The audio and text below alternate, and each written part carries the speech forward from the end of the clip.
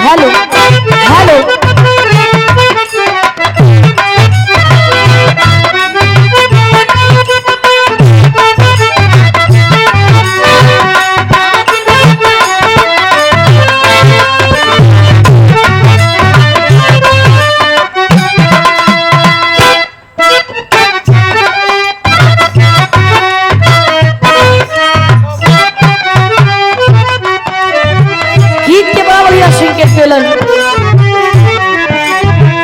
बड़ी सुंदर सुंदर गीत सुने के मिला। वाह वाह, बड़ी सुंदर सुंदर बात। विराह में कहानी भी अच्छी रही। पहले काने का इलाज करवाओ, रुचमणी नहीं कह रहे, सचमणी कह रहे हैं। जाना छोड़ दे, मौका पहले इलाज करवाओ। हमने सचमणी बोला था और सब लोग हाँ रुचमणी भैया नया नाम सुने। सच सब मणि का नाम सुनाई दी है।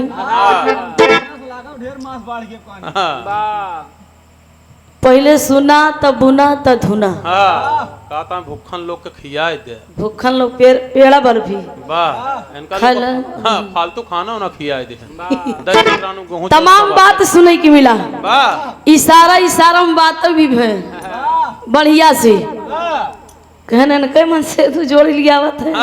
कंगन के 3 साल का टाइम देते, यही 3 साल का टाइम। 3 साल का 2 मिनट बहुत बढ़िया इशारा की हन।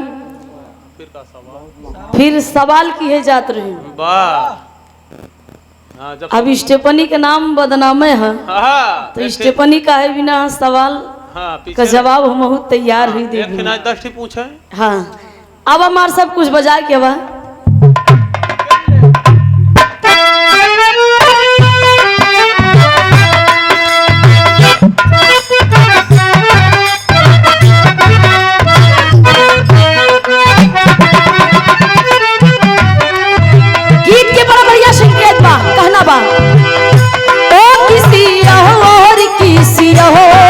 से मिलके आ रहे हैं।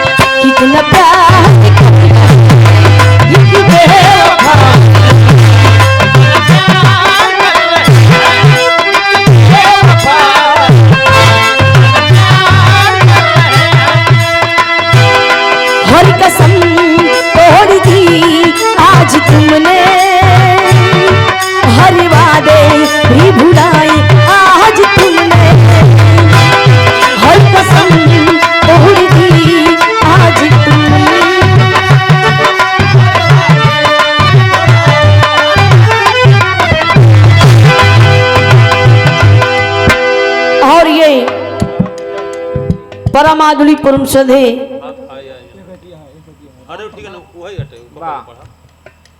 आज के बाद शाह दुल्हे राजा के जीजाजी भात खाने आए हैं। उनके लिए गाड़ी विवाह गीत और दूल्हे के चाचा अमरनाथ पटेल सोहर हाँ मतलब लड़किया फरमाइशा आओ आप बड़े भैया राम प्रताप पटेल चाचा जी पूर्व प्रधान जी की ओर से 201 रुपए दे के सम्मान किए। बहुत बहुत धन्यवाद बा, बहुत बहुत प्रणाम बा। हो जाए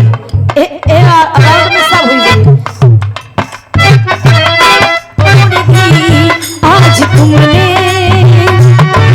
हर वादे भी भुलाए, आज तुमने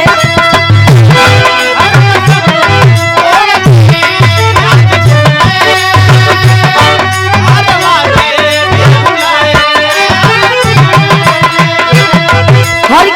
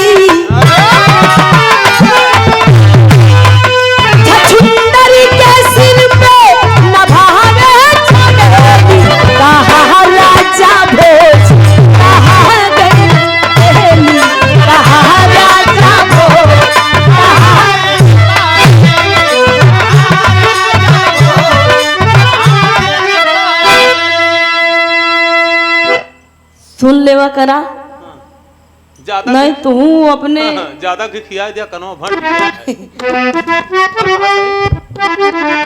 कहाँ राजा भोज कहाँ गंगू तेली वाह तमाम ऐसन गाना है तेरी हंसी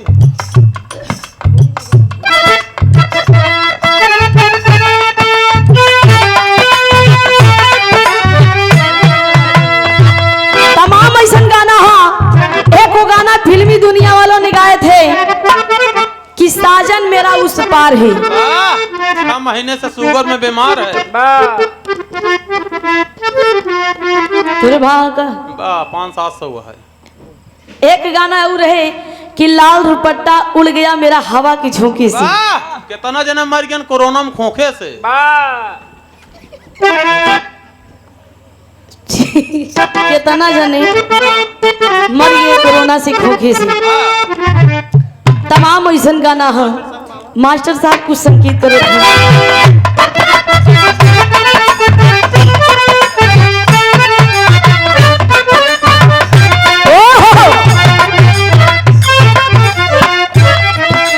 बुरी नजर वाले तेरा मुंह काला कहना है क्या बुरी नजर वाले तेरा मुंह काला दिल है तेरा काला और लहू भी काला ए साला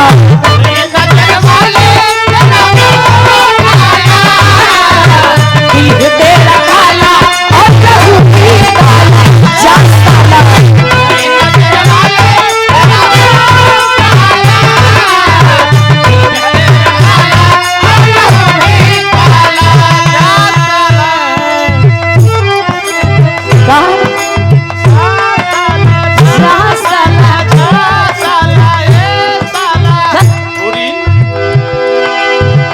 सुन ले वो करा बुरी नजर वाले तेरा मुंह काला दिल है तेरा काला और लहू भी काला ए साला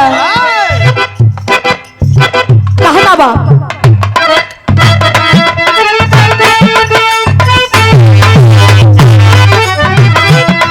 तेरी हंसती है क्या जो मिटाएगा तेरी हंसती है क्या जो मिटाएगा सर गरीबों का तू क्या झुकाएगा क्या झुकाएगा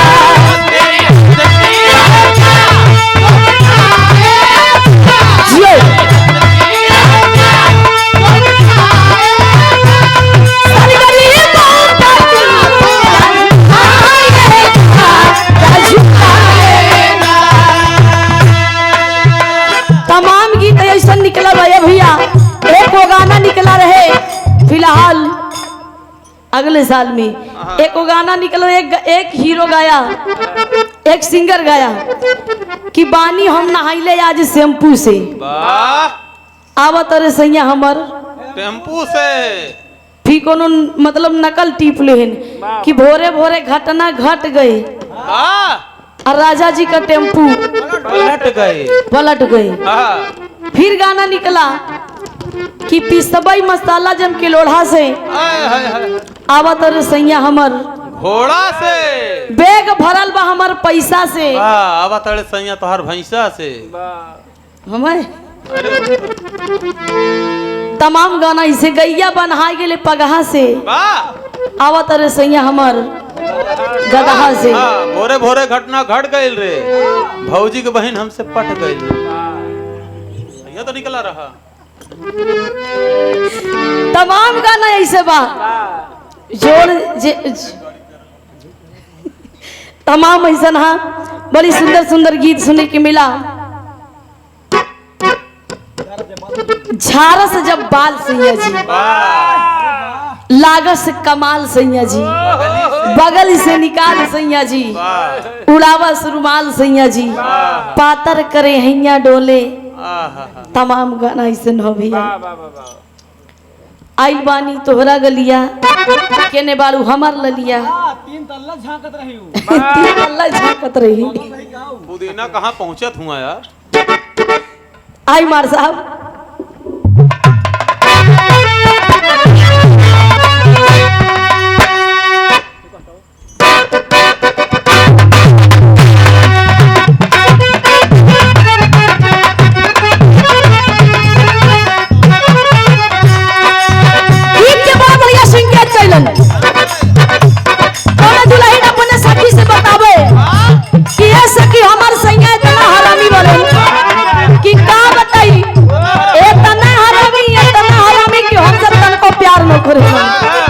जब देखा दूसरे से बतिया लो दुल्हनिया बतावे का कहे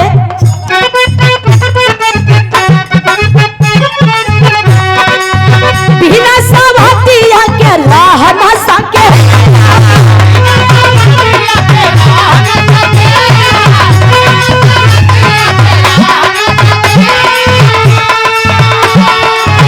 हमारा के झूठा हुई के झांसा में राखे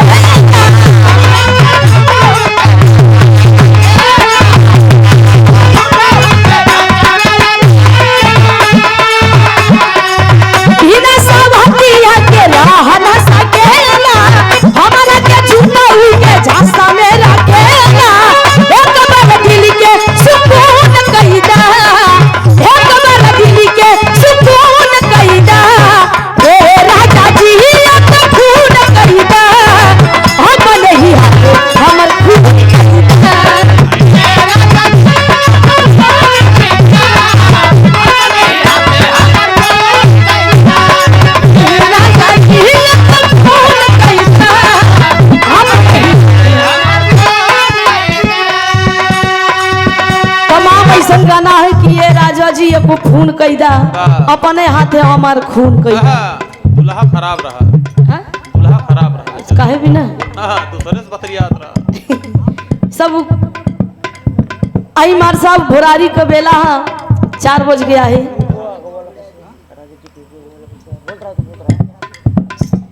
भोरारी का बेला है। छोटा सी बिरहा बहुत शॉर्टकट में और समय भी आप लोगों के पार हो जाए हम लोगों के भी समय बीत जाए। आई मार साहब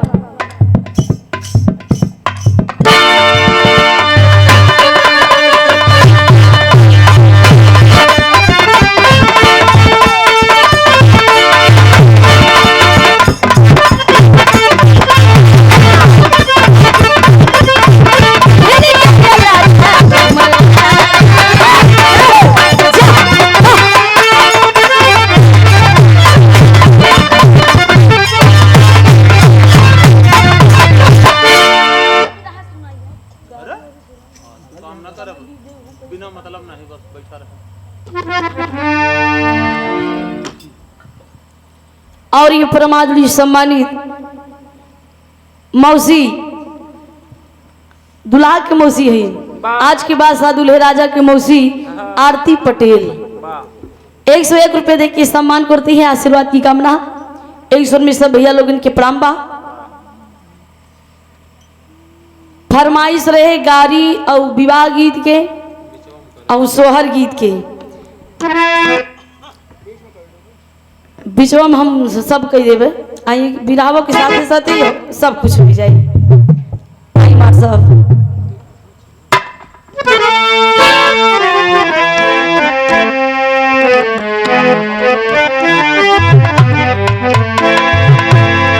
बड़ा सुंदर विरह सुने की मिला कि माई पार्वती लक्ष्मी और सरस्वती कुंभ मेला में आ रही नहाए बेटा दुल्हा मिल गया है।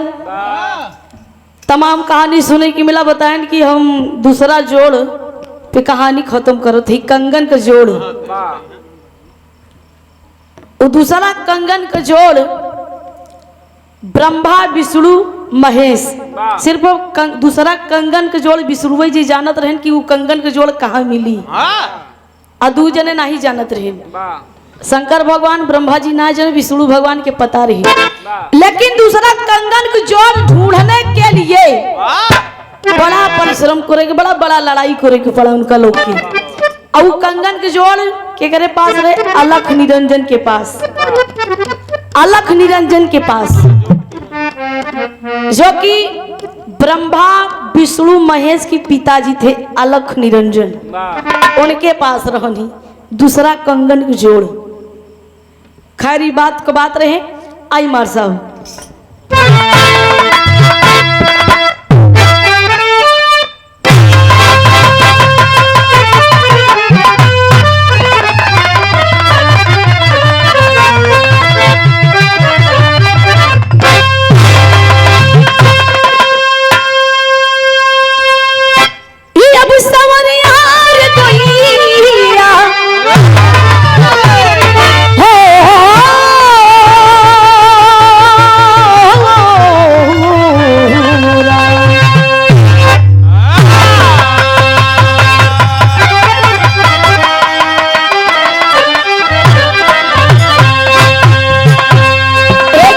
प्रसंग महाभारत से बा, भूमिका में कहना बा कैसन।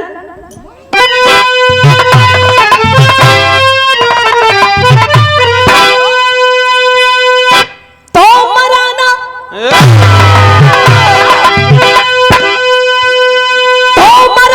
कोई वीर पांडव शिविर में, अरे दुर्योधन को गम ये सताने लगा है।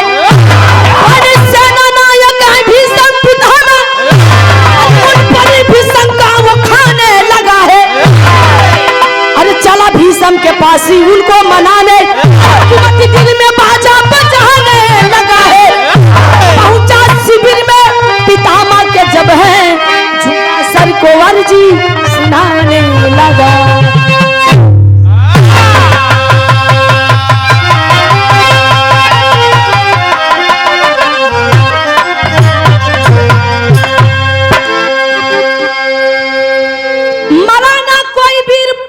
शिविर में दुर्योधन को गम ये सताने लगा है।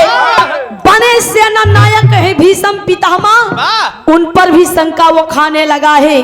चला भीषम के पास उनको मनाने कुमति दिल में बाजा बजाने लगा है। पहुंचा शिविर में पितामह की जब है झुका सर अर्जी सुनाने लगा है। एक कहानी से ही शुरुआत होत बा। उस समय के बाद था जिस समय महाभारत की लड़ाई 18 दिन की थी। महाभारत की लड़ाई 18 दिन की थी। लगभग शुरुआत से जब लड़ाई होने लगी कौरव और पांडवों में, आखिरकार में यह समय लड़ाई महाभारत की शुरू हुई। लगभग 1 2 3 4 5 6 7 8 दिन तक कौरव पांडव में लड़ाई हुई। 9वें दिन की लड़ाई जब शुरू होने वाली, कल के दिन पे जब होने वाली थी, तो भैया एक दिन की बात है।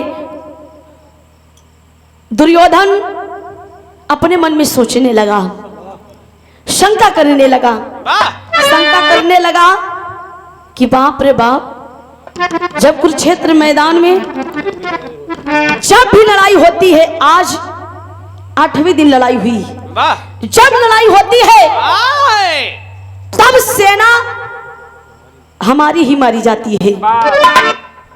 पांडव की सेना एकदम से बच जाती है। कारण क्या है, क्या कारण से बचती है, हमें पता लगाना चाहिए। दुर्योधन पता लगाते लगाते कहने लगे, हमको लागत बा दादा मिला होवन, गंगा पुत्र भीष्म पितामह। दुर्योधन को है अपने मन में कि लड़ाई तो हमारी तरफ से, पछले थे पांडव की तरफ से।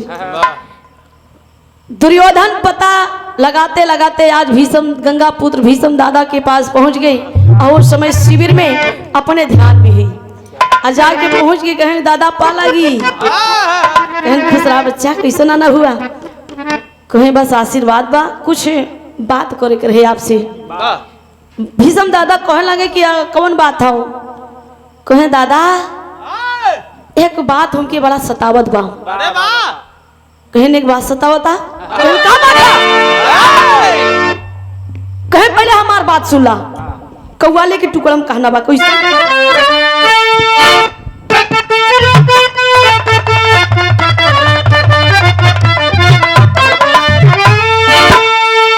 गीत के बड़ा संकेत कर सुंदर कैसन।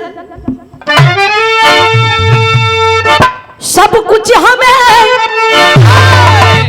कुछ हमें अल्लाह के दिल में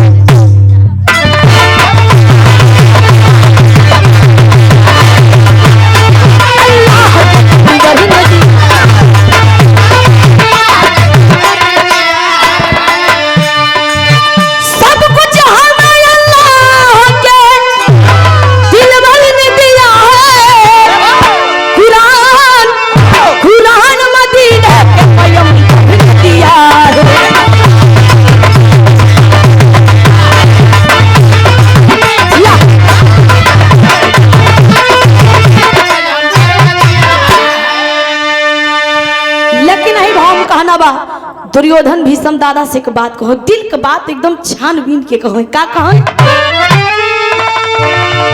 यदि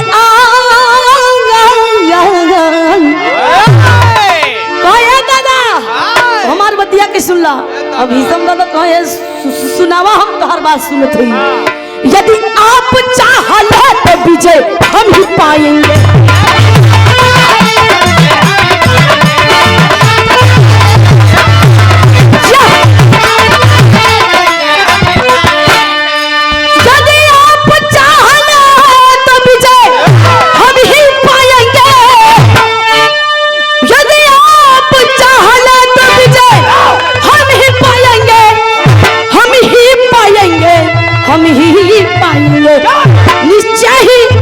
निश्चय ही पांच हमसे भाग जाएंगे।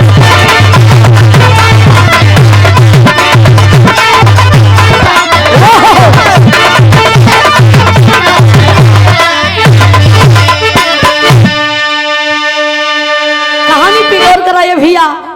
दुर्योधन भीष्म दादा से कहा धुन की दादा, जब देखा पांडव की सेना से बचती है, जब लड़ाई होती है तो मेरी तरफ की सेना सब धराशायी हो जाती है। दादा मुस्किया कहेंगे रे बच्चा, यही तो रोज के लड़ाई खो। अब कहें कि रोज के लड़ाई को ना ना दादा, हमके लागत हो तू मिला हुआ पांडव की तरफ से, अर्जुन की तरफ से आप लड़ाई लड़ रहे हैं, आप उनकी तरफ मिले हैं। पक्ष लड़ाई हम हमारे तरफ से लड़ते हैं, पक्ष उनकी तरफ से लेते हैं। ना दादा, दादा बोले ना कि भीष्म दा, अरे ना बच्चा, अरे मेरे बेटे ऐसा कोनो बात नहीं बा। लेकिन ये भैया वो समय दुर्योधन कहा कि देखा दादा, सौ से सीधी बात हम तो की कहा थी, अगर आप चाह ले, अगर आप चाह ले तो पांचों पांडवों को मार के राजपाट का मालिक हमका बनाई दी, विजय की प्राप्ति हमका हुई जाई। अब दादा जो बेतनी बात सुने भीष्म दादा कोई, अरे बाप रे इलाज छुन लगा मत हुआ, आओ न देखें ताऊ भीष्म दादा क्रोध में आई के कहने दुर्योधन, हम तो के वचन दे थई, हम प्रतिज्ञा ले थई, हम तोहरे तरफ से लड़ाई लड़ब, लेकिन ये बात पांडव की तरफ पहुंचनी नहीं चाहिए, किसी को पता नहीं चलनी चाहिए कि भीष्म दादा गंगा पुत्र दुर्योधन की तरफ इससे लड़ाई लड़ रहे हैं। इतनी बात जब दुर्योधन सुन गए, ए दादा, ए दादा, बाबा सुना, आपको वचन का पालन हम करत है। ये बात केहू को न पता चली, लेकिन कल के लड़ाई में 9 दिन की लड़ाई में हमारे तरफ से तो के लड़ाई लड़े पड़े, पांडव कल मारा जाएंगे। भीष्म दादा कहे नहीं, हमार वचन बा, ये हमार प्रतिज्ञा बा। अब यार प्रतिज्ञा जब कर लिए, शिविर से वापिस होने लगे, दुर्योधन मने मन में एकदम लड्डू फूटत बा, कहें कि अगर पेटे का पानी पचे तो नहीं। गावा था गीत की संकेत बा,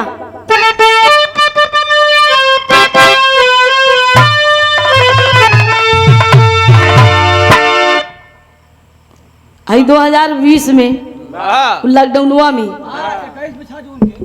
मारो ना भाई सही हो जाए, वो भी 2020 में कोनो लड़का के शादी हुई है हमारे ओरी में, तो मान ला कैसो कैसो माई बाप देखे दुल्हन मान ला खूब अच्छी के रही, बढ़िया से रही, दुल्हा बढ़िया से एकदम सोचत कि भाई अच्छी है तो पढ़ी लिखी होई भाई दूरक लड़कियां रन सिले फरक मेहरारू बढ़िया से। लेकिन जब ब्याह हो गवा पता चले 2-3 दिन के बाद उ लड़कवा अपने दोस्तन के समझावता का कहे गीत के संकेत समझ जलाला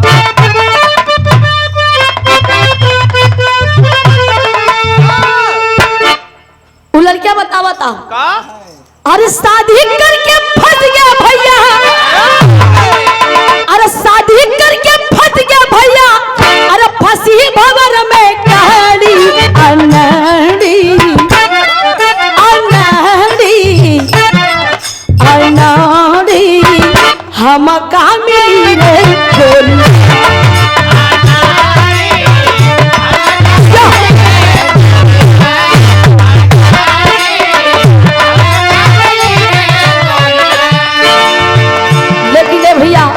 समय दुर्योधन के मन में बड़ा लड्डू फूटत बा। लोगन से बतावता कि ये भाई कल के लड़ाई में 5 पांडव महाराज जी अरे वाह मन ही मन में लड्डू फूटे मन ही मन में लड्डू फूटे गुरमति खुशी मनाई ए भाई ए भाई ए भाई सुनला कालहा मचित बैला ए भाई सुनला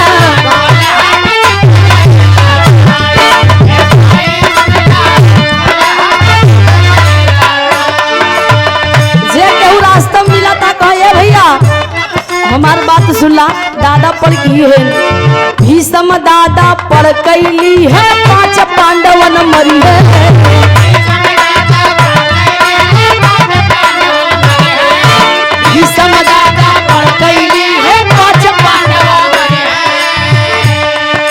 पढ़ा गुरु ने हयर अर्जुन के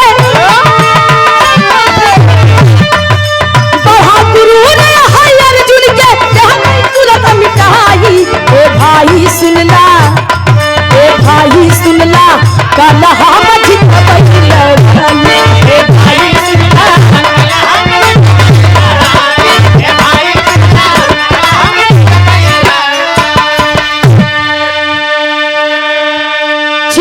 चिल्लाते स्वर मचाते मचाते दुर्योधन से चला आ रहा है। जब अपने घर की तरफ आ रहा है रास्ते में जब पहुंचा बीचों बीच गांव में तो द्रौपदी अपने महल में वही रास्तों में पांडव को घर रहे घरवा एक रहे लेकिन वो अपने कमरा में 16 श्रृंगार करत बा।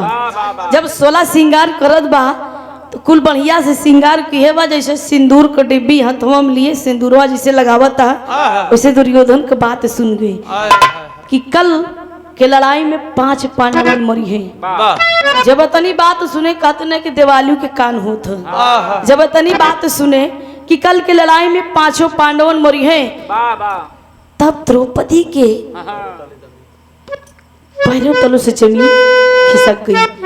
हाथ के डिब्बी से सिंदूर की डिब्बी हाथ से छूट गई और चिल्लाने लगी हाय राम हाय राम।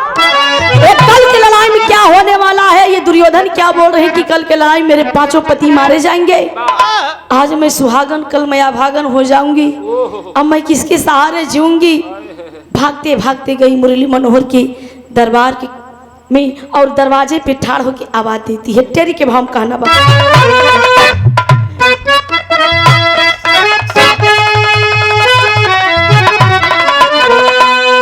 नयन से अस की धारा बह चली हर नयन से हाय नयन से अस की धारा बह चली 5 पति हमारे रण में जय है मारा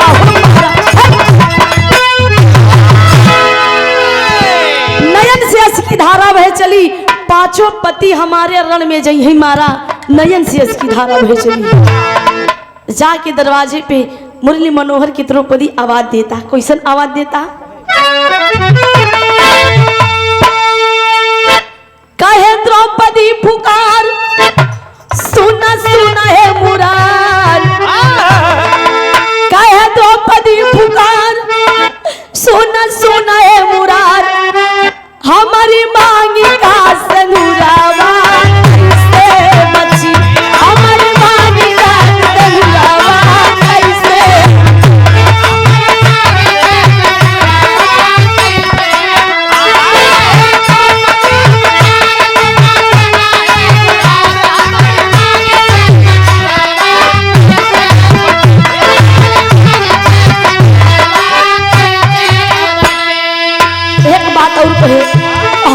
हो वही सब गति देखा रुक्मणी के पति हमारी हो वही सब गति देखा रुक्मणी के पति आज सरहु सिंगरावा कैसे रची आज सरहु सिंगरावा कैसे रची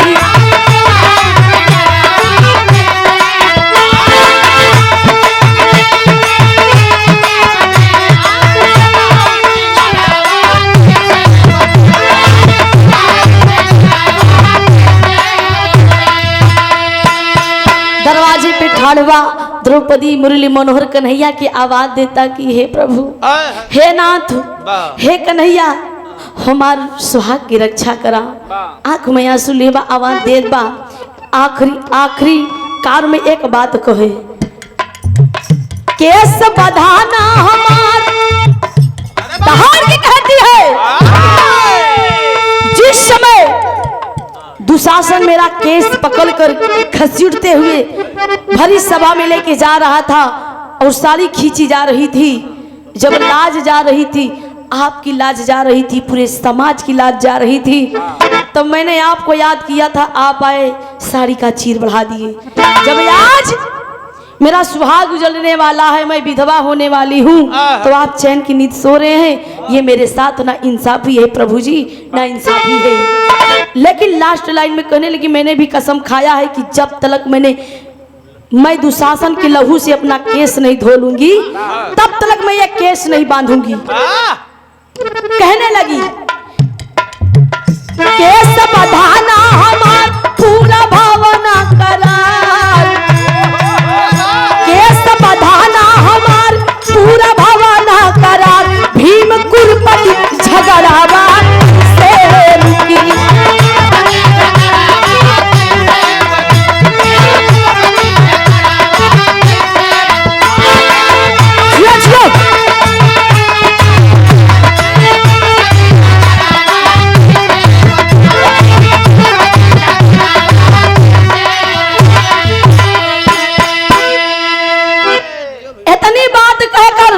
कन्हैया भगवान नहीं उठे और सुन सब रहे कि द्रौपदी मेरे दरवाजे के सामने आई है सवाल कर रही है सब कुछ जानते हुए मुरली मनोहर ऐसे सो गए जैसे 2-4 घंटा से सुवत हुए जब कन्हैया भगवान द्रौपदी की पुकार ना सुने तो द्रौपदी कहने लगी इस संसार में मैं रहकर क्या करूंगी जब इस संसार में मेरे पति नहीं रहेंगे मैं अपने पति के साथ सती हो जाऊंगी लेकिन मैं जीवित नहीं रहूंगी लेकिन ये भैया जाके चंदन की लकड़ी काटकर जंगल में चिता की तैयारी करने लगी द्रौपदी कैसे करना बा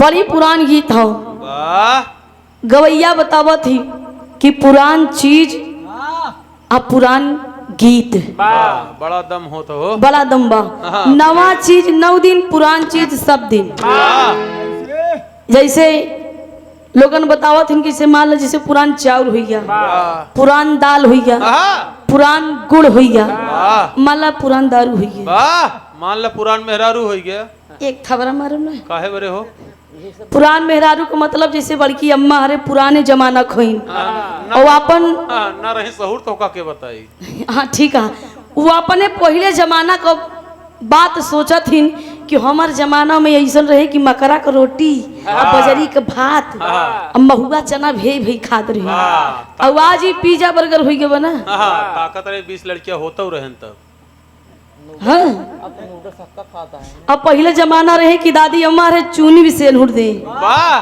दादा हरे 100 साल चलत रहे हाँ अब वाली बगलिया दे दे जाए दूसरे की जाई मतलब तू बहुत पढ़ा लिखा है हाँ, जितने कम रही उतने कम उम्र रहा है इनके बड़ा ज्ञान है वाह यही इनके नाम कोपा कवि है ना कवि गण बहुत महान है इनके पिताजी भंवरा भगत लाल जी लोहरी गुरुजी के साथ हारमोनियम की संगत करते और साथ साथ लेखक भी थे और आज उनका तबीयत थोड़ा गड़बड़ है और उनके बेटे हैं उनके लाल हैं लाल हैं लेटे हैं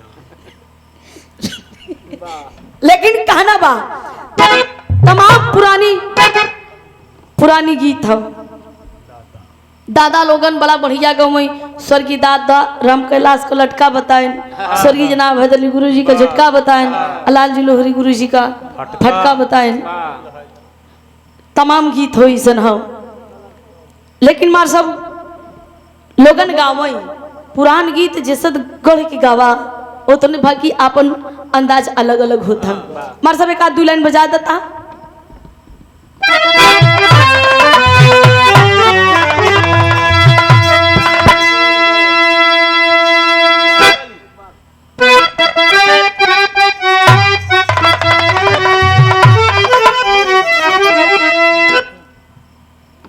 ईश्वर की दादा राम कैलाश को जो ने समय कुर्ता का टोक पकड़ ली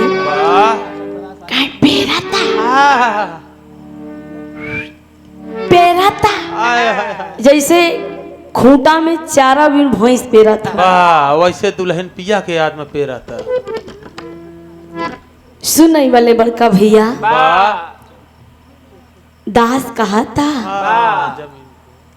जमीन पे बैठे वाले जमींदार, चौकी पे बैठे वाले चौकीदार, सब गद्दा बैठे वाले गद्दार हैं। तू गद्दा पे नहीं है? हाँ, ढोली को ढोला भाई। बड़का भैया दास कहा था। का कहा तमार साहब?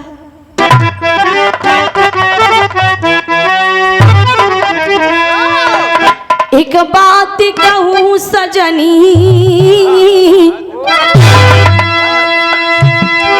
एक बात कहूँ सजनी, गठिया ला चुनरिया एक बात गठिया ला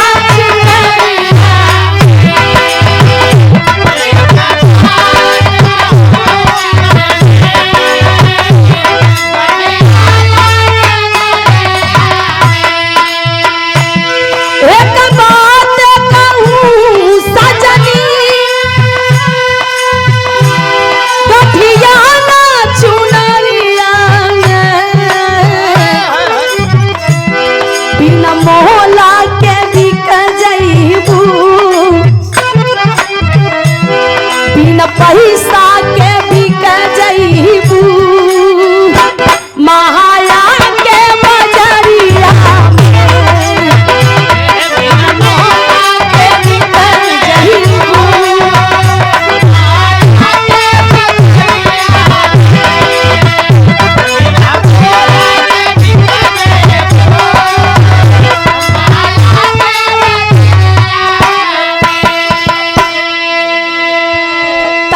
गीत था। लेकिन बिरह में आओ हमार सब कहना बा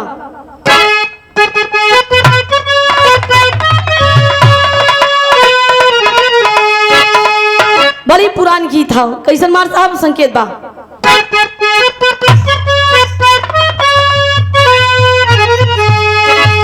सजावा पहाड़ की बेला, सजावा पहाड़ की बेला, नदिया के तीर आई हो, नदिया के तीर पुरवैया बहे चरा उड़े पुरवैया बहे चरा।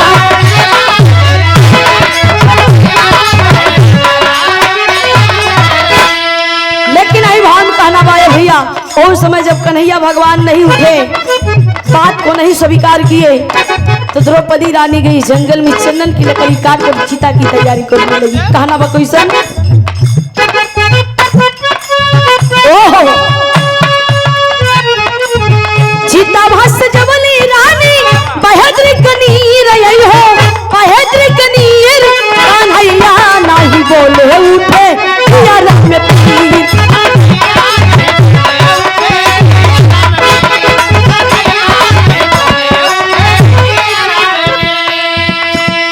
जंगल में चंदन की लकड़ी काट कर द्रौपदी चिता की तैयारी करने लगी।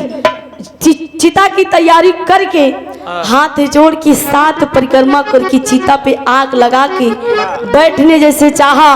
मुरली मनोहर समझ गए कि अब ये सती हो जाएगी अपने पतियों के साथ। इसको हमें रोकना चाहिए। कन्हैया भगवान ने आवाज दिया कि हे द्रौपदी, मैं तुम्हारे भक्ति के आगे मैं मजबूर हो गया, चलो मैं आपकी साथ दूंगा, लेकिन आप हमारी बात को गौर से सुनिए। कहना वो गीत बदल गई।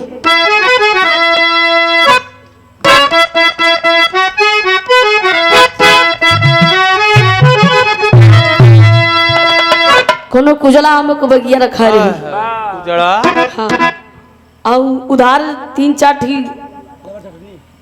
गई लड़कियन आम खाए ली।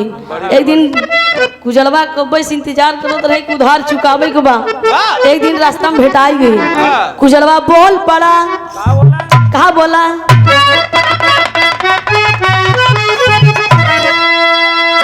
खाई गई लंगड़ा आम,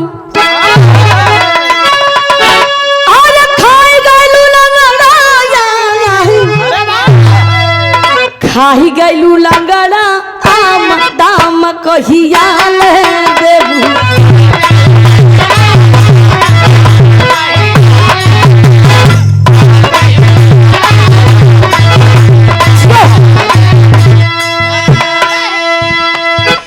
खाई गैलू लंगड़ा आम, दाम कहिया ले देबू। लेकिन ए भैया हो समय मुरली मनोहर द्रौपदी की आवाज दिहलन। का दिहलन? बोलही लागे कि रपनी धान, अरे बोलही लागे कि रपनी धान, बोलही लागे कि रपनी धान, मान लो बतिया हमनी।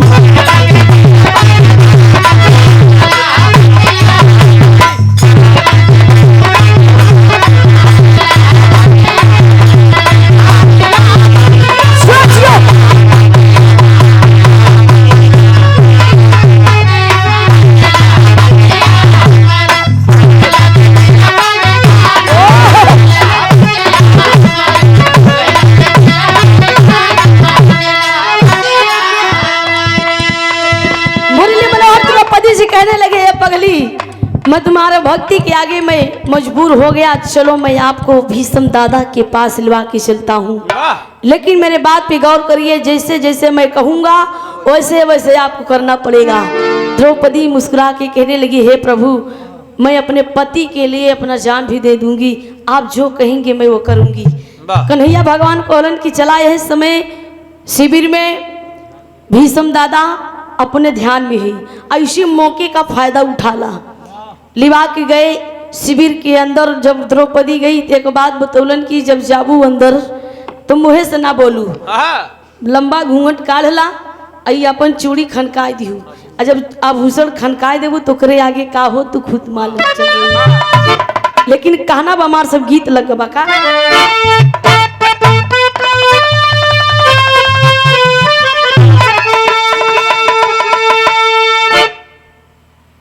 गीत के बड़ा बढ़िया संगीत कैलन। कोनो लइका मेहरारू आने गई, मेहरारू आने मतलब बुलावई, हाँ दुल्हन, दुल्हन तो दुल्हनिया कहा कि हम ऐसा वैसा ना जाओ, चाहे जितना जोर लगाई ले हम ना जाओ। तो दुल्हनिया कहा था,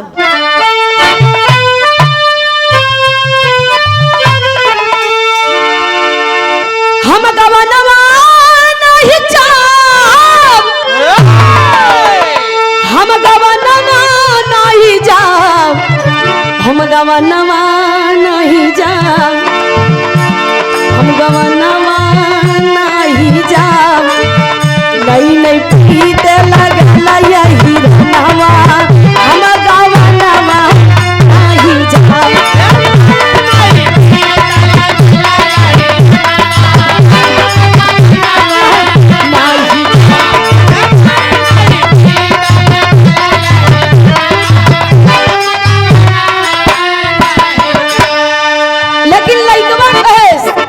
तू कैसे न जाबी, हम तो विवाह के जाब, पूरी ताकत लगा दे।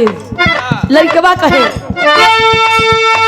हम गवनवा लेके जाओ, हम गवनवा लेके जाओ, हम गवनवा लेके जाओ, चाहे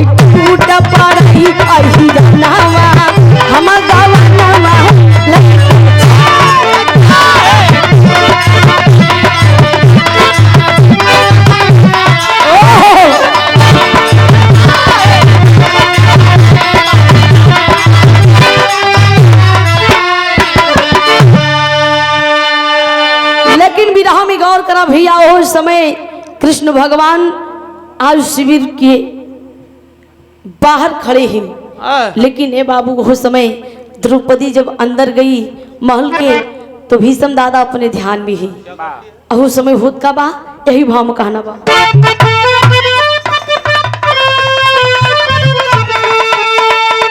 सर झुकाई दिहलना सर झुकाई दिहलना सर झुकाई दिहलना सर झुकाई दिहलीना दादा भीष्म के हो समनवा सर झुकाई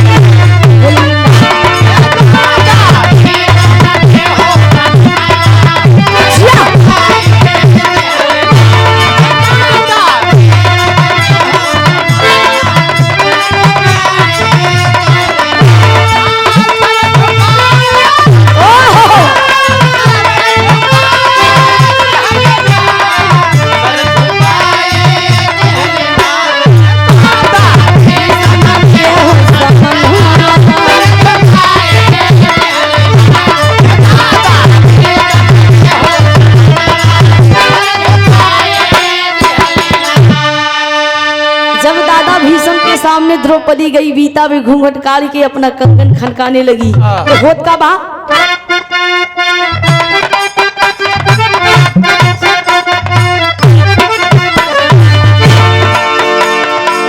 सुन के तब झनकार पितामह अपने मुख से बोले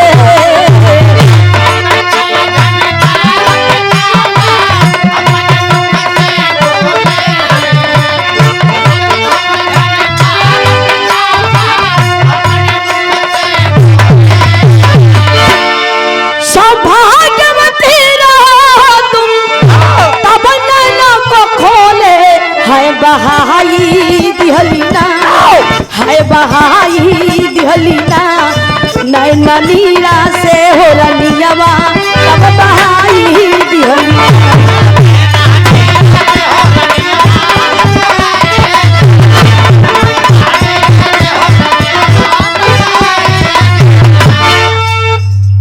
लेकिन भैया जब वहां पर गई भीता पे घूंघट काढ़ी के जब ये चूड़ी आभूषण खनकाई दी तो दादा भीष्म ध्यान में रहन सोचें कि बस दुर्योधन का मेहर था रोजाना आशीर्वाद ले आवत रहे। अब वो समय जब चूड़ी खनकी तो भीष्म दादा कहें अखंड सौभाग्यवती भाव कहन अखंड सौभाग्यवती भाव। द्रौपदी जब इतना आशीर्वाद पाए तो घूंघटा उठा कहा ए दादा फंस गई लाया तू अपने वचन में अपने मुँह से खुद हमके अखंड सौभाग्यवती भाव का वरदान दे के फंस गया। अब दादा जब आंखी खोलन कहे न रे कहे लड़की कहां से किसके साथ में आई हो। द्रौपदी आंख में आंसू लेके कहने लगी कि दादा आप अपन प्रतिज्ञा तोड़ दी। हम दुर्योधन से प्रतिज्ञा किए थे कि कल के मैदान की लड़ाई में मैं मेरे पति पांचों को मार डालेंगे, लेकिन आप हमें आज इतना बड़ा आशीर्वाद दे दिए अखंड सौभाग्यवती भव, इसका मतलब है कि मेरे पति नहीं मरेंगे। अब यार भीष्म दादा बड़े अफसोस में पड़ गए और कहने लगे द्रौपदी किसके साथ में आई हूँ। द्रौपदी कहने लगी मैं अपने प्रभु के साथ में आई हूँ, मैं अपने प्रभु के साथ में आई हूँ, मैं अपने प्रभु के साथ में आई हूँ। अब दादा भीष्म जब सुन कहें कि प्रभु मुरली मनोहर आ गए हैं, भागते भागते गए चरणों में गिर पड़े। जब चरणों में गिर पड़े तो मां सब कहना बा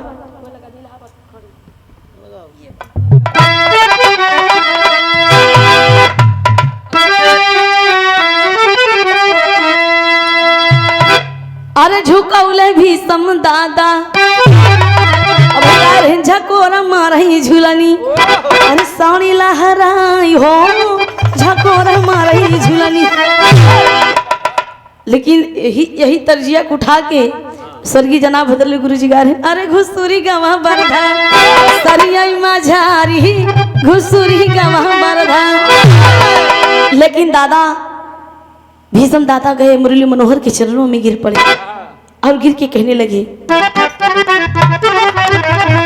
अरे झुकौले भीषम दादा चारनी आई मसी साझू ले भीषम दादा।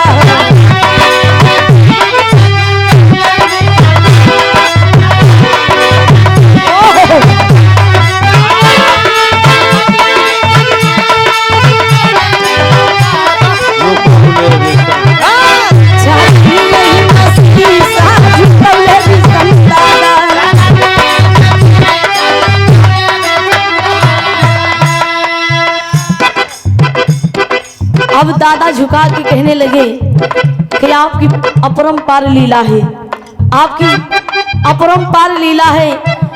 आप मेरा प्रतिज्ञा तोड़वा दिए हैं, आप मेरा प्रतिज्ञा तोड़वा दिए हैं। आपको भी अपना प्रतिज्ञा तोड़ना पड़ेगा, आपको भी अपना प्रतिज्ञा तोड़ना पड़ेगा। मेरे साथ ना इंसाफी किए हैं। मुरली मनोहर कहने लगे, आप भी मेरे भक्त हैं और ये भी मेरे भक्त हैं। मैं दोनों के बंधन में बंध चुका हूँ, लेकिन जाओ गंगापुत्र भीषम, जाओ अपनी सेना सजा के लेकर आओ कुरुक्षेत्र मैदान में, लड़ाई अब होगी।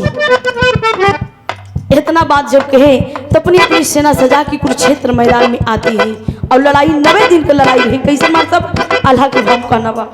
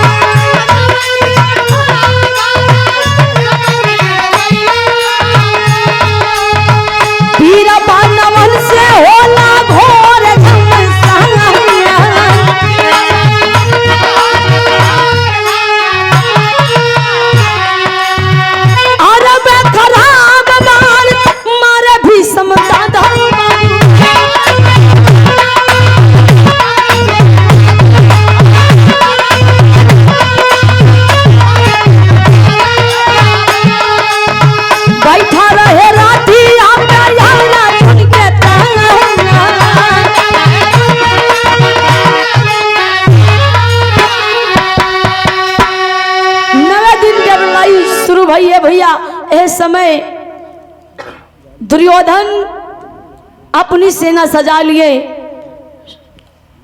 भीष्म दादा और बाहर अर्जुन, नकुल, सहदेव, युधिष्ठिर सब अपनी अपनी सेना सजा लिए। जब अपनी सेना सजा लिए और कुरुक्षेत्र मैदान में जब आए, लड़ाई की जब बौछार होने लगी भैया, बाणों की बौछार जब होने लगी, ए भैया उस समय भीष्म दादा जय बाण मारे, एकदम निशाना लगा के मारे तो अर्जुन एकदम इससे हट जाए, जय तीर मारे तो जाके हो, लेकिन जब 2-3 जब बाण मारे तो कन्हैया भगवान की झांकी लगा। अर्जुन को रथ कन्हैया भगवान हाँक रहे थे। जब कन्हैया भगवान की जब बाण लगा तो जो पीताम्बर ओढ़े थे लहू से एकदम लाल हो गया। जब लहू से लाल हो गया तो कन्हैया भगवान एकदम क्रोध में आ गई, और जब क्रोध में आ गए वही रथ का पहिया अपने कानी अंगुरी में लेकर दौड़ पड़े भीष्म दादा को मारने। आप लोग महाभारत में देखे होंगे जब जिसमें युद्ध की घड़ी में कन्हैया भगवान अपना अस्त्र नहीं उठाते हैं, उठाते हैं रथ का पहिया, मारने के लिए स्वयं दौड़ पड़े। और तब धनुष बाण रखकर भीष्म दादा कहने लगे, त्राहिमाम प्रभु जी, त्राहिमाम त्राहिमाम, आपकी लीला परंपार है। आप जो चाहते थे वो हो गया, जो मैं चाहता था वो हो गया। आप अपना प्रतिज्ञा तोड़ दिए, मैं अपना प्रतिज्ञा तोड़ दिया। आप मेरा प्रतिज्ञा तोड़वाए, आप जीते मैं हारा, और आपसे बढ़कर इस दुनिया में कोई नहीं है। आपकी लीला परंपार है। हे प्रभु, हे नारायण, आप त्राहिमाम करते हुए क्षमा मांगने लगे। और उसी समय अपनी गलती स्वीकार करते हुए उस समय मुरली मनोहर एक वरदान देते हैं। कहा ना बा कैसन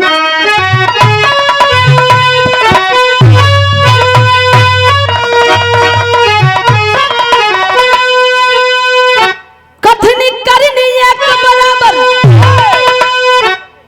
सदा निभाए भी समझी जेका कथनी और करनी में को कोनो अंतर नहीं हुआ। वाह जोन कहत रहे उसको करते थे।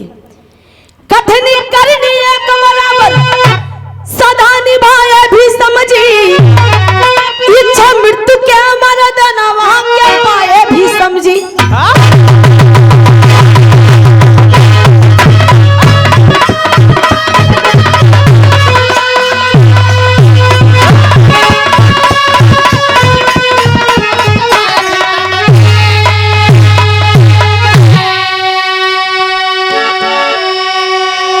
कथनी करनी एक बराबर सदा निभाए भी समझी इच्छा मृत्यु के वरदानवा के पाए भी समझी।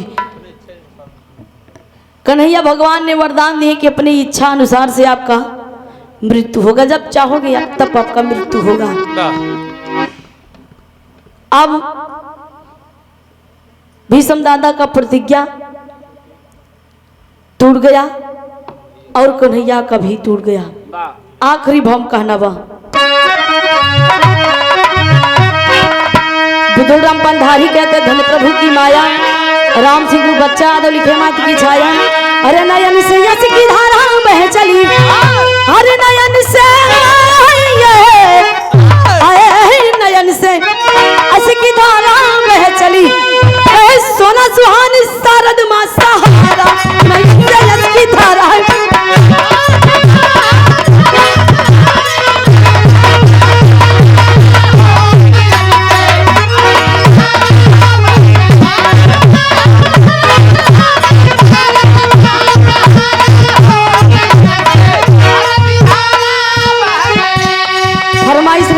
सुना दे आई मार सब पहले सबसे पहला नंबर सोहर लगावा।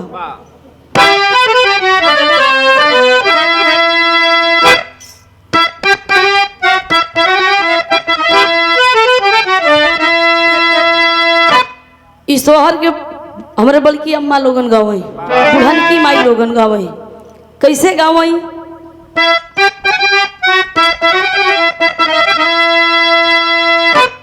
ए रनिया तोहारे ताजना आमे लालनावाया अंगनवा उठे सोहार हो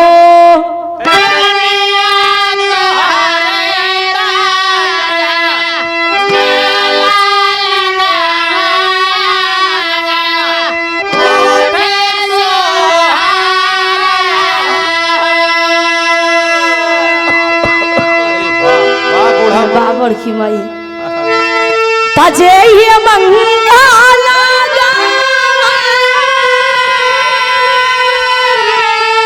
तागाही के सुनवैया सुख पावाई हो एरनिया दुआरे पे भजा ना बचिया नवा उठे सोहरी हो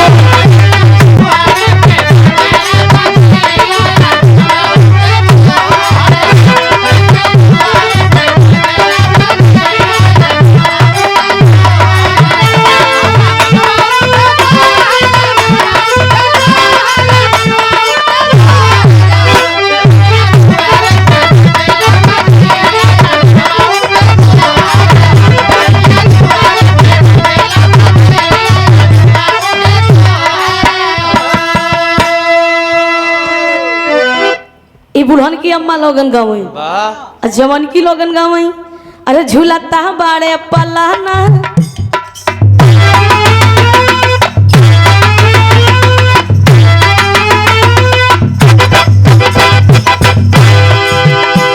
झूलता बाड़े पलाना जिया ललना हो झूलता बाड़े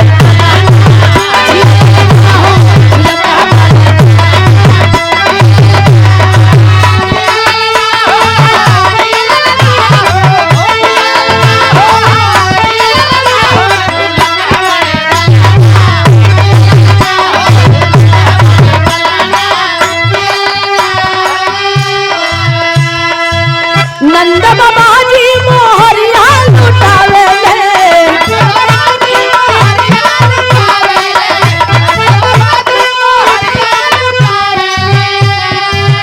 मैया यशोदा रुपैया लुटावे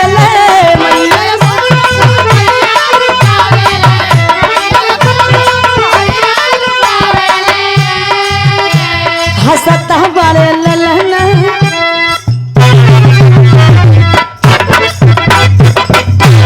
हंसता बड़े ललन जियल ना हो हंसता बड़े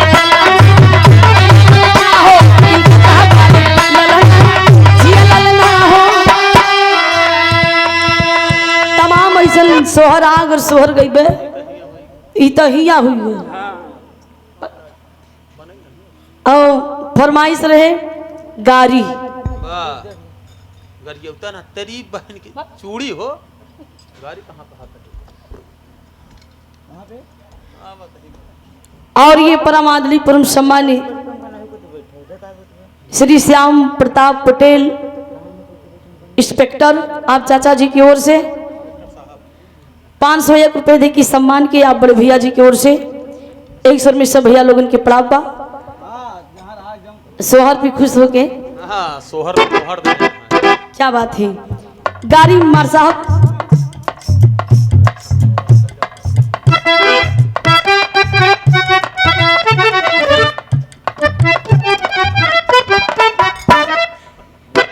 एक इशारा कहूँ बनते हैं हाँ इनका इशारा कहूँ बनते हैं चाचा जी इनका इशारा बा कि एक सोहर वो लोग आवत थी ना जे कहे ना नारी में गिनती हो तो ना मर्दे में जे का बोलत थी छक्का हाँ मड़ुआ डीग भड़ुआ हो थी वो लोग गावत थी कैसन गावत थी मां भूवरा भूवरा बारा रे होरिला बाटे भूवरा भूवरा बारा रे होरिला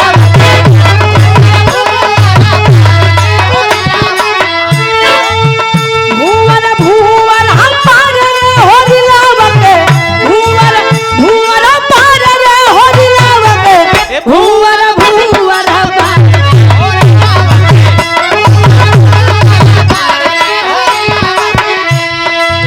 होरिला के मम्मी महलों की रानी होरिला के मम्मी महलों की रानी पापा पापा हरे रंग फाजर होरिला वाके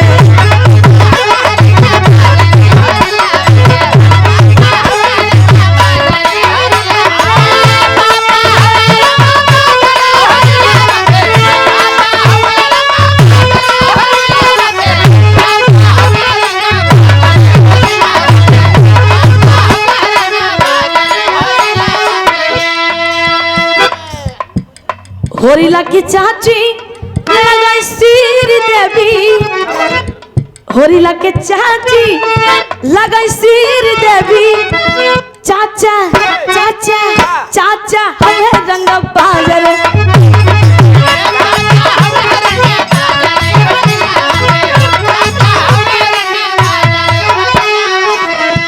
तमाम ऐसा गाना है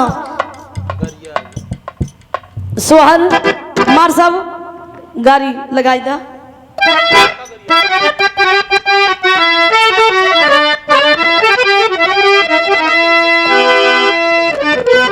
अब इन कहा थे के का गरियाई हाँ के गुनाह मोम हो चाहिए नाही फलाने फलाने कही दा का करबे हां दुकाने बुला लो आओ ये का नहीं मोरा गाड़ी सुनो सरकार और कब जाओ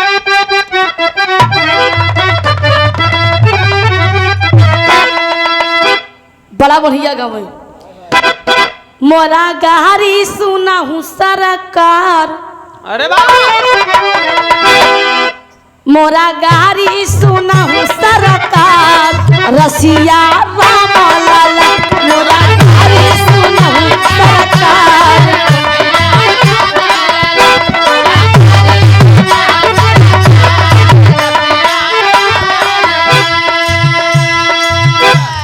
मोरा गाड़ी सुनो सरकार रसिया राम लाला पहला शब्दवा सुन में आप लोगन के बड़ा खराब लगी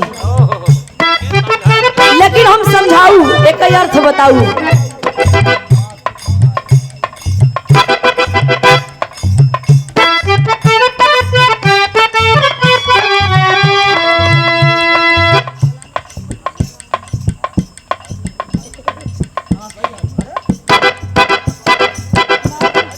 आवा कहना बा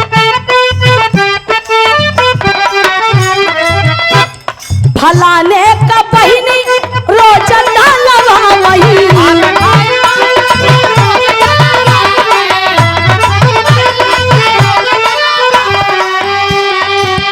हम कहा थे फलाने को बहिनी रोज डलवा वही आ तू का कहा तो हाथ खाए वाले की बहनी के रोज का कहत सुन लेवा करन भला सखियन से भला झूला का दमवा के डाल रसिया राम लाल भला झूला का दमवा के डाल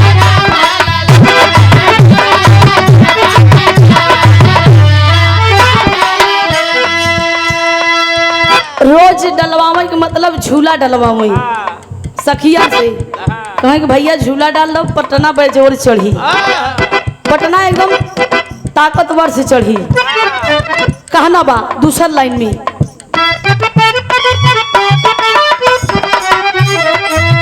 फलाने का बहिनी रोज करवा वही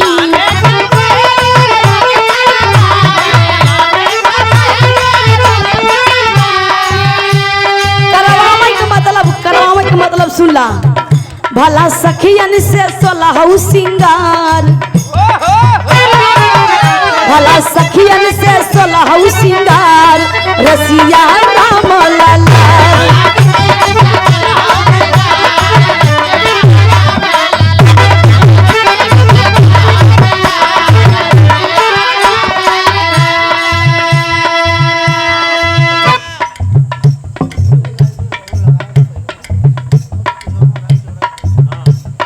तमाम ऐसा गीत था तो हर पार्टी दे दे नंबर वहां से बंद हो जाए ठीक बताई दे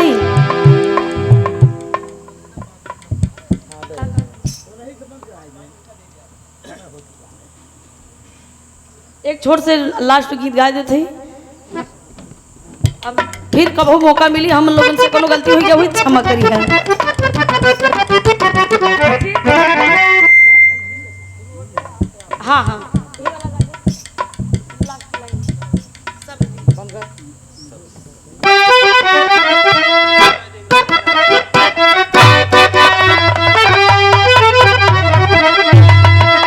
हमारे तरफ से 2 लाइन को गीत है उसके बाद कार्यक्रम समापन बा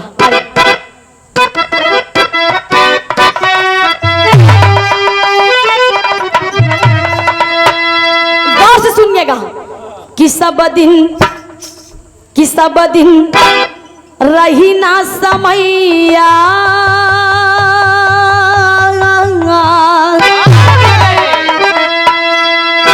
कि सब दिन रही ना समैया सब ही से चला हंसी बोल के सब दिन रही ना समैया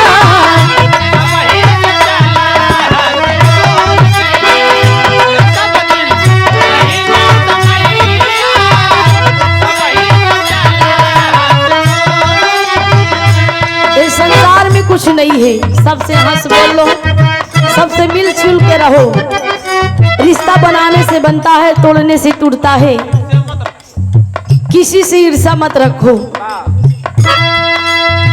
और कहा गया कि कहीं सुख है कहीं दुख है कहीं दुख है तो कहीं सुख है एक दूसरे के पूरक है झूठी दुनिया झूठा जमाना सबको आना जाना है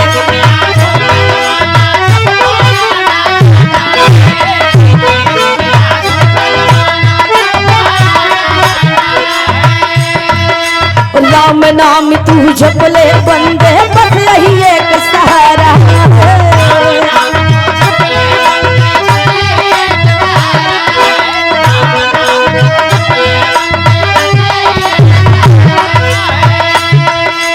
झूठी दुनिया झूठा जमाना सबको आना जाना है राम नाम तू जपले बंदे बस यही एक सहारा है कि सब दिन